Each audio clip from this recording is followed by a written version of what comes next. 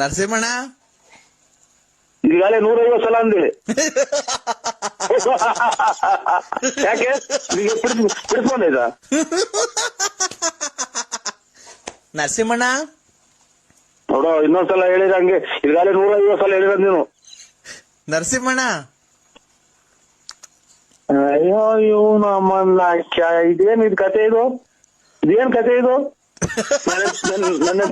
ನನ್ನ ಟಿಕ್ಕು ಮಾಡ್ಕೊಂಡಿದ್ಯಾ ನೀನು?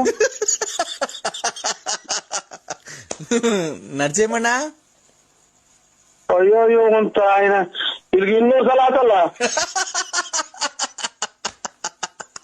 ನರಸಿಂಹಣ್ಣ ಸೈ ಯಾವನ್ ಹೇಳ ಲಫರ್